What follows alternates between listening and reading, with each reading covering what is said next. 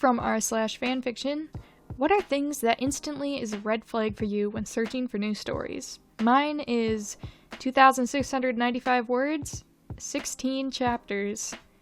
Credit to user ASCHEC for starting this thread, and let's read some answers and let me know if you agree or disagree with them. IDK, just read it. I hate it. If you can't make a compelling summary, how can I expect a compelling story? Sorry, I suck at summaries.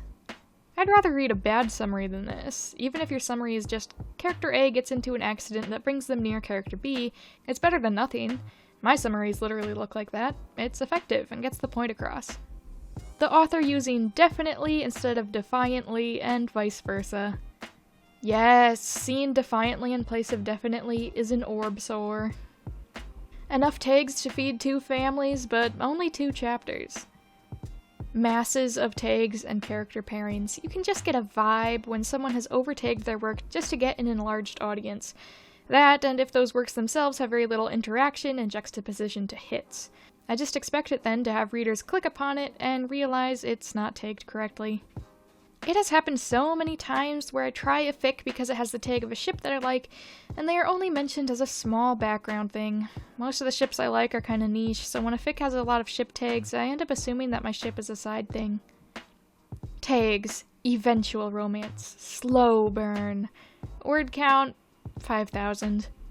There is no way you can write slow burn in 5,000 words. I even hesitate at 15,000.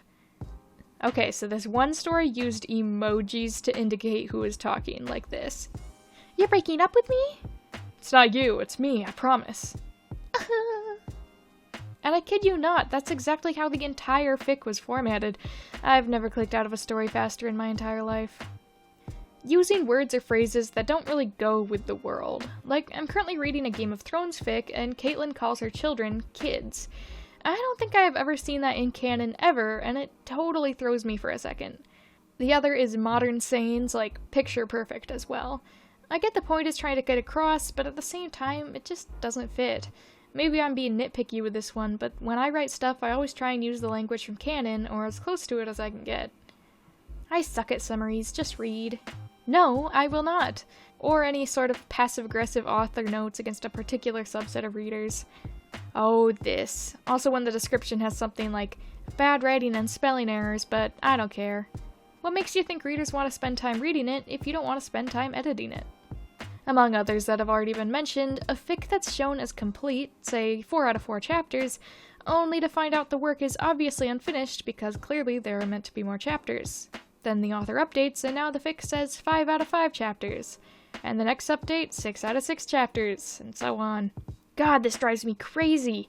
One time I read a fic that had over 100,000 words and roughly 20 chapters, marked completed like 4 years prior. I got super invested and binge read it, and the last chapter was a cliffhanger! And the author notes were something like, might be a while before I update again, been losing inspiration.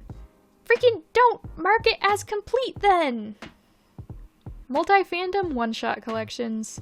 These bug me so much. At least split each fandom to its own collection, please. If I'm looking for MCU fics, I don't want to have to wade through My Little Pony and the Scream franchise to get there. Misspelled character names. For some reason I see this a lot in fics where the source material is like a comic or a book or something, and it's just so weird to me. Like you literally see the character's name spelt correctly in every interaction with them. No capitalization of names. This is one of my biggest pet peeves. Anytime an author starts complaining of no reader engagement, I instantly close the story, no matter how good it was. Second person POV. I just can't read it, dude. First person POV. I just can't. There's only one fic I have ever read from the thousands that has a first person POV that was good enough for me to ignore the fact it was first person and get sucked into the story instead. Most of the time, though, it ends up being something that's 100% not my jam. When I click on it and the formatting is a wall of text, no paragraph breaks. That drives me absolutely insane. And on the other extreme, when there are too many spaces between paragraphs, it's more jarring to have a wall of text, but I have backed out of fics where it was clear the author never edited their work and saw there were 3 to 5 breaks after every paragraph. Real person fiction, to be honest. I'm not an anti who's going to be like, if you read or write real person fiction, you're a bad person, probably blah blah blah. But I just cannot do it myself. Summaries that go through a long-winded, overly melodramatized rendition of what's been written and basically details the story for you before you've bloody read it. And then going, or insert condescendingly basic summary that's too short and explains exactly nothing interesting here. I won't speak to anyone else, but that approach to writing summaries feels to me like either the author being insecure enough in their product to try and oversell it, or purposefully insulting my comprehension as if I was too thick to understand anything they'd put before, or... When the summary isn't a summary and feels more like an author's note. This is an AXB fic I wrote on a dare at 3 a.m. while drunk, lol. Enjoy! Okay, but what's the actual fic about? It's a 3 a.m. drunk fic, how can you not read that? I suck at summaries. This story sucks. I suck. Any form of that. Your self-deprecating humor isn't funny. Self-deprecation when you're trying to advertise your content creation isn't a good move, because then you'll be viewed as, yes, you definitely suck. Because I don't read fics tagged with it. I read a fic last night that was pissing me off, with how it was writing a character, not even finishing half the words they spoke for an accent, and I couldn't tell what the hell this character was saying at all, and I scroll up to exit out and I see those tags. Yep, it sucked alright. When it's bragging about word count. If it matters to an author how thick their story is and not about actual plot progress, I know I have to step out. It is super petty, but whenever the summary begins with, what if X happened instead of Y, I skip the story. Too many tags! Don't try being funny in the tags, just tell the reader somewhat to expect.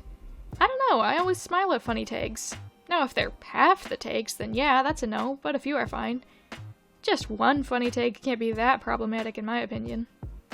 Writers who have never heard of the enter key, character bashing that is done out of spite, excessive spelling, punctuation, syntax, grammar errors, mpreg that uses omegaverse, especially if it's written like, we're making the characters wolves without actually making them wolves, such as non-anthro, human, or humanoid children are referred to as pups. Crossovers that have 72 quintillion, 432 quadrillion, 579 trillion, 267 billion, 352 million, 674,754 fandoms. Excessive use of overly flowery euphemisms in sex, undertagging and overtagging, fan cops being pretentious in the author notes, such as, yes, this is an MLM couple having a kid, but it's adoption, not mpreg, because I'm not a weirdo freak, or, this fic is not for insert problematic ship here shippers. Frick off, you freaks! Lately, almost anything that isn't mine. No time for anyone's cringe but my own, thanks.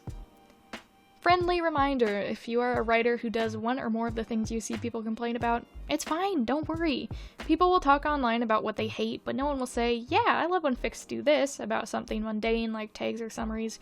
For example, personally, I find I'm bad at summaries to be adorable, but you're only going to hear the ones saying negative things.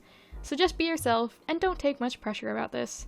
This is also an excellent point. I guess I would compare it to trope discussion where one person's yuck could just as well be someone else's yum. Thank you all for watching. I hope you enjoyed the video. I'd love to hear if you agree or disagree with any of these red flags when you're looking for fanfictions to read online. And if you write fanfiction, don't worry if someone else hates what you write. If you enjoyed writing it, that's what matters the most. And yeah, I'll see you guys. Have a good day.